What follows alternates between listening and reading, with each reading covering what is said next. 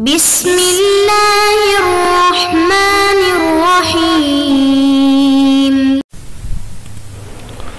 نحمده ونصلی علی رسوله الکریم اما بعد بسم اللہ الرحمن الرحیم۔ عزیز طلبہ، آج ہم کنز الدقائق حصے دوم سبق نمبر 7 شروع کر رہے ہیں۔ اس سبق میں ہم کتاب الکفالہ سے متعلق پڑھیں گے۔ آج کے اس سبق میں ہم یہ پڑھیں گے کہ کفالہ بالنفس کن کن چیزوں سے باطل ہوتا ہے اور کن چیزوں سے باطل نہیں ہوتا۔ ما تبطل به الکفالۃ نفس وما لا تبطل، کن چیزوں سے کفالہ بالنفس باطل ہوگا اور کن چیزوں سے باطل نہیں ہوگا، اس سے متعلق ہم انشاءاللہ تفصیلاً آج کے سبق میں پڑھتے ہیں۔ عزیز طلبہ، تو آتے ہیں کتاب کی طرف۔ سب سے پہلے ہم عبارت پڑھتے ہیں: وَتَبْطُلُ بِمَوْتِ الْمَطْلُوبِ وَالْكَفِيلِ إِلَى الطَّالِبِ وَبَرِئَ بِدَفْعِهِ إِلَيْهِ وَإِنْ لَمْ يَقُلْ فَإِذَا دَفَعْتُهُ إِلَيْكَ فَأَنَا بَرِيءٌ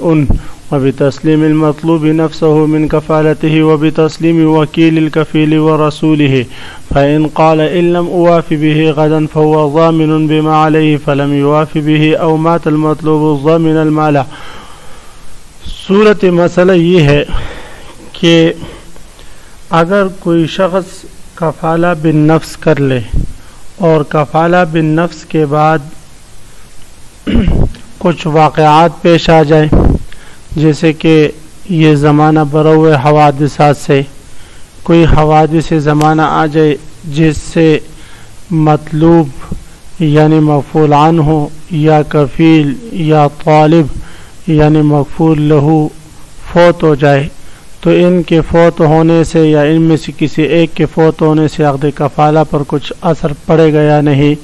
تو اس کے بارے میں یہ تفصیل ہے۔ مطلوب وَتَبْطُلُ بِمَوْتِ الْمَطْلُوبِ، عزیز طلبہ،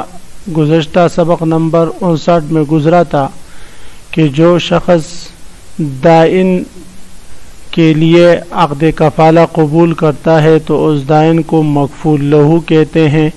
اسی طرح مغفول لہو کے ساتھ ساتھ اس کو طالب بھی کہتے ہیں، اور جس کی طرف سے عقد کفالہ قبول کرتا ہے اس کو مغفول عنہ کہتے ہیں،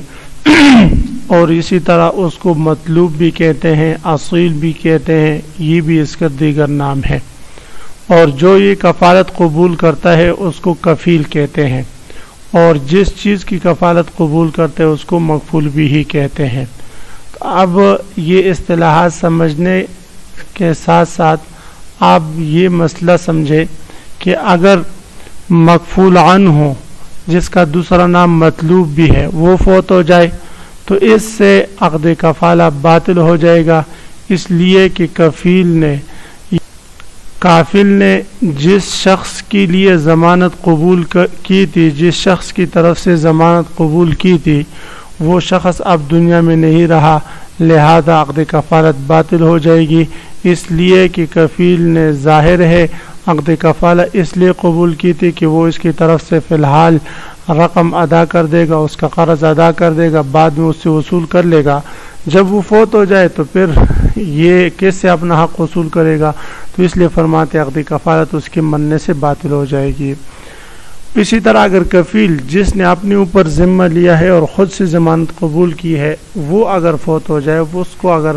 موت آ جائے تو اس کے مرنے سے بھی عقد کفالت باطل ہو جائے گی، اس لیے کہ ذمہ داری قبول کرنے والا اب دنیا میں نہیں رہا، اور یہ ایک عقد ہے، یہ تبرع ہے، اور تبرعات میں میراث بھی جاری نہیں ہوتا کہ ہم اس کے ورثہ کی طرف یہ میراث کے طور پر منتقل کر دیں۔ تو اس لیے فرمایا مصنف علیہ الرحمہ نے وَتَبْطُلُ بِمَوْتِ الْمَطْلُوبِ، مطلوب کے مرنے سے، مطلوب سے مراد مغفول عنہ، مغفول عنہ کے مرنے سے عقد کفالہ باطل ہو جائے گی، والکفیل، اور اسی طرح کفیل کے مرنے سے بھی عقد کفالہ باطل ہو جائے گی یعنی ختم ہو جائے گی، للطالب، نہ کہ طالب کے مرنے سے۔ طالب یعنی مغفول لہو جس کے لیے اس نے کفالت قبول کی ہے، تو وہ اگر فوت ہو جائے تو اس کفیل نے مطلوب یا مغفول عنہ کی طرف سے رقم جو اس کی ملکیت تھی یا جو اس کا حق تھا وہ ادا کرنا ہے تو وہ حق ادا کر لے، اور وہ حق چونکہ اس میں میراث جاری ہوتا ہے تو اس لیے فرماتے اس کے مرنے سے یہ عقد کفالہ باطل نہیں ہوگا، اس پر کسی قسم کا فرق نہیں آئے گا، بلکہ یہ حق اب اس کے ورثہ کو دینا لازم ہوگا، چاہے کفیل دے چاہے مکفول عنہ دے، دونوں میں سے کوئی بھی دے سکتا ہے۔ تو لطالبی طالب کے مرنے سے عقد کفالہ باطل نہیں ہوگا، طالب سے مراد مکفولی لہو ہے۔ وَبَرِئَ بِدَفْعِهِ إِلَيْهِ وَإِن لَّمْ يَقُلْ إِذَا دَفَعْتُ إِلَيْكَ فَأَنَا بَرِيءٌ۔ صورت مسئلہ یہ ہے عزیز طلبہ، اگر کفیل نے عقد کفالہ قبول کرنے کے بعد مثلا زید نے عامر کی طرف سے 1 لاکھ کی کفالت قبول کی تھی، 1 لاکھ روپے جو اس پر بکر کا قرض تھا، اس نے کہا یہ میں دوں گا اور میں اس کی طرف سے ضامن ہوں، تو یہ عقد کفالت جو اس نے قبول کی تھی، اب اگر یہ اس کو مکفول لہو کو یہ 1 لاکھ روپے دے دے تو فرماتے ہیں کہ عقد کفالت سے یہ بری ہو جائے کہ 1 لاکھ روپے حوالہ کرنے سے کوئی بھی چیز جو مکفول بھی بنتی ہو اس مکفول بھی یہ اٹھا کر مکفول لہو کو دے دے تو یہ عقد کفالت سے بری ہو جائے گا۔ اگرچہ دیتے ہوئے ساتھ یہ نہ کہے کہ یہ وہ پیسہ ہے کہ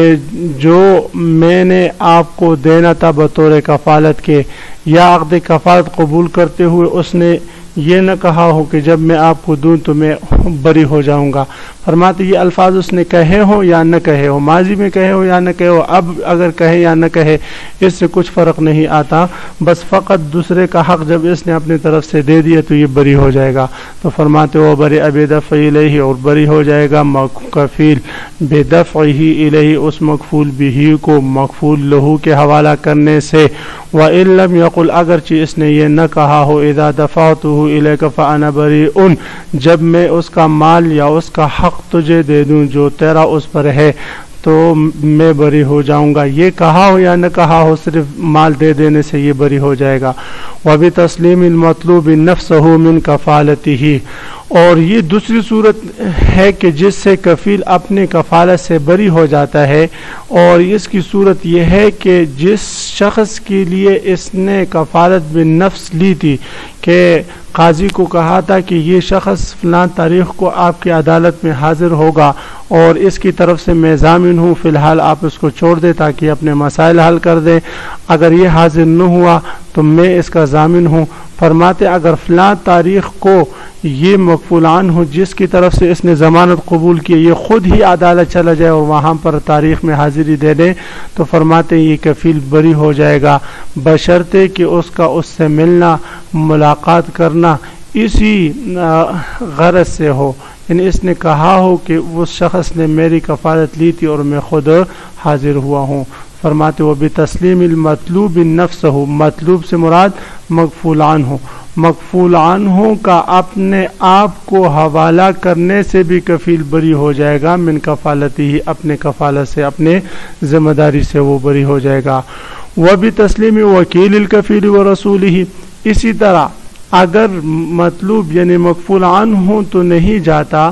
بلکہ اور کفیل خود بھی نہیں جاتا بلکہ کفیل اپنی طرف سے کسی قاصد کو بھیج دے، بھائی کو وکیل بنا کر بھیج دے، ورسول ہی یا کسی کو قاصد بنا کر بھیج دے تو فرماتے ہیں وہ بتسلیم وکیل الکفیل ورسول ہی، اسی طرح کفیل کے رسول کا قاضی کی عدالت میں اپنے آپ کو حوالے کرنا، دائن کی عدالت میں اپنے آپ کو حوالے کرنا، ورسول اسی طرح کفیل کے قاصد کا، رسول کا اپنے آپ کو اس دائن کی عدالت میں حوالے کرنا اور اپنے آپ کو اس کو سپرد کرنا، اس سے بھی کفیل جو ہے عقد کفالت سے بری ہو جائے گا۔ فَإِن قَالَ إِن لَّمْ أُوَافِ بِهِ غَدًا فَهُوَ ضَامِنٌ بِمَا عَلَيْهِ۔ زید اور عامر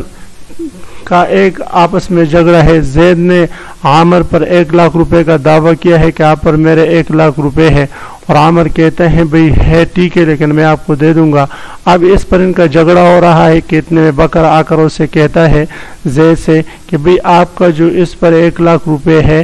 آپ اس کے ساتھ جھگڑے نہیں اور کل تک یہ آپ کو دے دے گا۔ اس نے کہا بھئی یہ نہیں دیتے، اسی طرح آج کل کرتا رہتا ہے، تو بکر کہتا ہے ٹھیک ہے اگر کل اس نے نہیں دیا تو اس کی جگہ میں دے دوں گا۔ ان لم اواف به غدا، وافا یوافی موافاتن کا معنی آتا ہے کسی چیز کا دے دینا، کسی کا حق اس کے حوالے کر دینا۔ تو کہتے اگر کل تک اس نے آپ کا حق حوالے نہیں کیا تو میں اس کا ضامن ہوں۔ تو فرماتے ہیں اس صورت میں اگر کل اس مغفول عنہ نے 1 لاکھ روپے دے دی تو فبہا، اگر نہیں دیے تو یہ کفیل اس کا ضامن ہوگا۔ فَإِنْ قَالَ، اگر کفیل نے کہا إِن لَمْ أُوَافِ بِهِ غَدًا، اگر یہ مغفول عنہ کل کے دن آپ کو آپ کے پیسے نہ دے، فَهُوَ ضَامِنٌ بِمَا عَلَيْهِ، تو یہ کفیل خود ضامن ہوگا اس رقم کا جو آپ کا اس پر ہے۔ فَلَمْ يُوَافِ بِهِ، پس کفیل نے وہ رقم اس کو حوالے نہیں کی کل، او مات المطلوب، یا کل کے آنے سے پہلے مطلوب یعنی مغفول عنہ فوت ہو جائے، ضمن المالا، تو یہ کفیل مال کا ضامن ہو جائے گا۔ یعنی اگر وہ کل کے آنے سے پہلے یا کل کے دن وہ مغفول عنہ جو ہے وہ فوت ہو جائے تو فرماتے ہیں ضامن کون ہوگا بھی؟ اب کفیل ہوگا، کیونکہ کفیل نے ذمہ داری قبول کی تھی، تو اب جب ذمہ داری قبول کی ہے تو لہذا یہ مال اس کو دینا پڑے گا۔ تو عزیز طلبہ، آج کے سبق کا خلاصہ یہ ہوا کہ ہم نے وہ امور پڑھے جن سے کفالت باطل ہو جاتی ہے، اور اس کے ساتھ ساتھ وہ امور بھی پڑھے جن سے کفالت باطل نہیں ہوتی، اور اس کے ساتھ ساتھ ہم نے پڑھے کہ اگر کوئی شخص کسی دوسرے کی طرف سے ضمانت قبول کر لے کہ فلاں تاریخ تک یہ آپ کو آپ کی رقم دے گا، اگر نہیں دیا تو میں دے دوں گا، فلاں تاریخ کے تک اگر اس نے رقم نہ دی تو اس کا ضامن پھر یہ کفیل ہوگا۔ اسی طرح اگر فلاں تاریخ سے پہلے اس مغفول عنہ کی ڈیٹ ہو جائے، وہ فوت ہو جائے، تو تب بھی یہ کفیل اس مغفول لہو کے لیے ضامن ہوگا۔ وآخر دعوانا ان الحمد للہ رب العالمین۔